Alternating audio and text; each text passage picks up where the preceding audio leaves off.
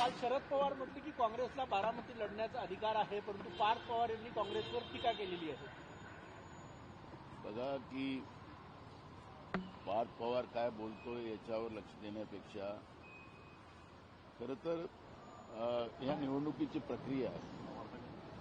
निवडणुका बिनविरोध झाल्या पाहिजेत असं त्यांचं मत आहे. त्यांच्या आईने आमच्या प्रदेशाध्यक्षाला फोन केलेला आहे. पण अशा पद्धतीचं दबावतंत्राचा वापर करून आणि काँग्रेसवर टीका करून हे काही प्रश्न सुटणार नाही. त्यामुळे पार्थ पवार वयानं लहान आहे आमच्यापेक्षा, त्याच्यामुळे मला त्याच्यावर फार काही प्रतिक्रिया देण्याचं काही कारण नाही. पार्थ पवार बोलले की काँग्रेसचा डाऊनफॉल होईल ज्या प्रकारे काँग्रेसने जी भूमिका घेतली उमेदवार देण्याची, ते वेळ सांगेल ना. त्याच्यामुळे कोणाचा डाऊनफॉल होईल ते वेळ सांगेल. त्याच्यामुळे त्याच्यावर प्रतिक्रिया मला द्यायचीच नाही.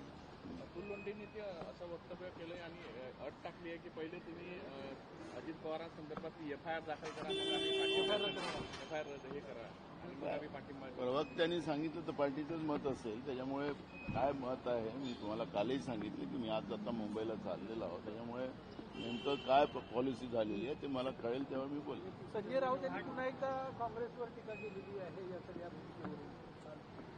संजय राऊताला त्याच्या पक्षातच लोक त्यांना मान्यता देत नाही आणि म्हणून आम्ही मान्यता द्यावी असं तुम्हाला वाटत असेल तर आम्ही कुठली प्रतिक्रिया त्यांना देणार. हे भाजपनं पेरलेलं जे जहर आहे ते आता निघते आहे. धर्मामध्ये भाषामध्ये जे वाद निर्माण करून भाजपने ठेवलेले आहेत. ज्या मुंबईमध्ये जे मेट्रोपॉलिटन सिटी आहे त्या मुंबईमध्ये देशाच्या आर्थिक राजधानीमध्ये या पद्धतीनं गुजराती मराठी वाद निर्माण होणं याचं कारणच मूळ जे आहे ते भाजप आहे. त्यांनी कारण की आपल्या राज्याला खऱ्या अर्थानं आपल्या राज्यातले मुख्यमंत्री किंवा आपल्या राज्यातले कोणी केंद्रातले मंत्री असतील ते नाही चालवत, ते गुजरातचे लोक चालवतात. आणि गुजरातच्याच लोकांचं एक जो ज्या पद्धतीनं दरारा निर्माण करण्यामध्ये भाजपचं जे योगदान आहे त्याचेच परिणाम आहे की आज मराठी आणि गुजराती वाद त्या ठिकाणी निर्माण झालेला आहे. काँग्रेसच्या काळात असा कुठलाही वाद कधी झालेला नाही, पण भाजपने पेरलेलं हे विष आहे ते आज भाषाच्या वादावर महाराष्ट्रात आणि मुंबईमध्ये ते पेटत आहे. हो, संजय राऊत यांच्या वारंवार वक्तव्यानं महाविकास आघाडीत कुठेतरी कटुता येतं असं मी वाटतं. काहीच बोलत नाही ना. मी सांगितलं त्यांना संजय राऊताबद्दल बोललो, आता त्याच्यावरची प्रतिक्रिया देण्याचं काही कारण नाही. माजी आमदार खासदार असे यांच्यावर जवळपास 450 खटले प्रलंबित आहे अशी माहिती समोर येते. त्यामध्ये मुंबईचा पहिला नंबर येतो. आहेत ना. त्याला माननीय सुप्रीम कोर्टाने अनेकदा सांगितलं की हे सगळे फास्ट ट्रॅकमध्ये हे सगळे निकाली काढावेत. जे गुन्हेगार असतील त्यांच्यावर कारवाई झाली पाहिजे. राजकीय गुन्हे मोठ्या प्रमाणात असतात. या सगळ्या गोष्टीला तपासून तातडीनं कारवाई करायची भूमिका माननीय सुप्रीम कोर्टाने मांडलेली आहे. त्या पद्धतीचे निकाल काढावे ज्याच्यात जे मर्डर असतील, भ्रष्टाचारामध्ये अडलेले लोक असतील, काय असतील ज्याला 3 वर्षाची सजा होऊ शकते, अशा सगळ्यांनाच त्यामधून त्याला निलंबित करता येतं, त्याचं सदस्यत्व रद्द करता येतं. खराबवर ईडीचा गुन्हा दाखल झाला आहे. कालच मी सांगितलं की ईडीची कारवाई सुरू झाली, कारण की याच्यामध्ये IAS अधिकारी, IPS अधिकारी, राजकीय लोक यांचे पैसे विदेशात पाठवण्याचं काम खरातांच्या माध्यमातून होत होतं. अशा पद्धतीचं बातम्या आपल्याला समोर आलेल्या आहेत. त्यामुळे ईडीची कारवाई त्याच्यात स्वाभाविक आहे. आणि मी सांगितलं की हे टार्गेट आहे. अशोक खरात जे आहेत याला हे टार्गेट आहे. बाकीचं त्याच्यामध्ये राजकीय मोठ्या खेळी होणार आहे आणि ते तुम्हाला पुढच्या काळात पाहायला मिळेल. पत्नी अनेक दिवसापासून बेपत्ता आहे, पोलिसांना शोध लागत नाही. तिने अटकपूर्व जामीन आता पोलिसांना का भेटत नाही ती महाराष्ट्राचं पोलीस एवढं कमजोर झालं काय, किंवा गृहमंत्रालय याला कारणीभूत आहे का, ह्या सगळ्या गोष्टी मी तुम्हाला सांगितलं काल पण आणि आजही इशारा करतो की हे अशोक खरात प्रकरण हे साधं नाही आहे. अशोक खराताच्या प्रकरणामध्ये खूप साऱ्या गोष्टी पुढच्या काळात पुढे येणार आहे. कंत्राटदारांचं काम बंद आंदोलनाचा इशारा दिलेला आहे. विदर्भ आणि संपूर्ण महाराष्ट्रामध्ये सगळे कामं ठप्प होण्याची शक्यता आहे. महाराष्ट्राच्या विधानसभेमध्ये आणि बजेट अधिवेशनामध्ये आम्ही हा मुद्दा मांडलेला होता. आणि सरकारने त्यामध्ये उत्तर देत असताना सांगितलं की आता त्यांचे काही थकीत राहिलेले नाही. अशा पद्धतीचं उत्तर आम्हाला आलेलं आहे. म्हणजे महाराष्ट्राच्या विधानसभेमध्ये सरकार खोटं बोलताना आपण पाहिलेलं आहे. जवळपास 89,000 कोटीचं देणं हे कॉन्ट्रॅक्टरचं आहे आणि ते कॉन्ट्रॅक्टरलाच आता आंदोलन करावं लागतं. अनेक कॉन्ट्रॅक्टरनी आत्महत्या केलेली आपण पाहतोय. जे हर घर में नल, नल में जल हे घोषणा करून नरेंद्र मोदीनं तर पैसेच देणं बंद करून टाकलं. त्यामुळे काही कॉन्ट्रॅक्टरचे प्रॉब्लेम आहेत, बांधकाम विभागाचे कॉन्ट्रॅक्टरचे वेगळे प्रॉब्लेम आहेत आणि या महाराष्ट्रामध्ये कोणीच आता सुखी नाही अशा पद्धतीची परिस्थिती आज निर्माण झालेली आहे. हो, उन्हाळ्यामध्ये सगळे जलसिंचनचे किंवा इतर जे कामं आहे, जलयुक्त शिवारची किंवा इतर कामं ते सगळे ठप्प होणार आहे. आता होणारच आहे, कारण की सरकारजवळ पैसे नाही.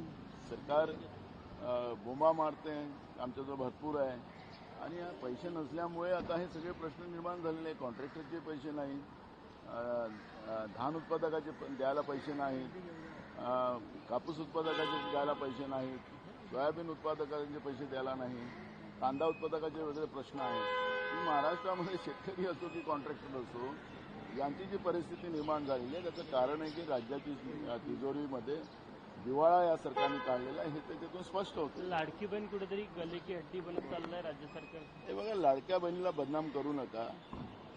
हे जे काही मोठ्या प्रमाणात मूठभर उद्योगपत्यांचे जे कर्ज या राज्याच्या तिजोरीतून आणि केंद्राच्या तिजोरीतून माफ करून त्यांच्यासाठी ज्या काही व्यवस्था निर्माण करून दिलेल्या आहेत त्याच्यामुळे या सगळ्या तिजोरीला मोठ्या प्रमाणात संपवायचं काम केलं जातं आणि या निमित्तानं लाडक्या बहिणीला बदनाम केलं जातं. खराब प्रकरण में ईडी का गुना दाखल हुआ है, क्या लगता है आपको?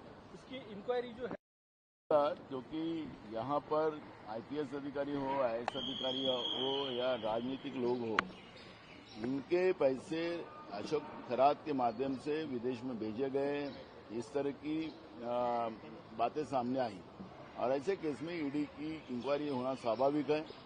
कई अधिकारी और कई नेता इस ईडी की कार्रवाई में भी, उसमें सिर्फ अशोक खरात ही नहीं तो कई नेता और कई अधिकारी उसमें फंसे.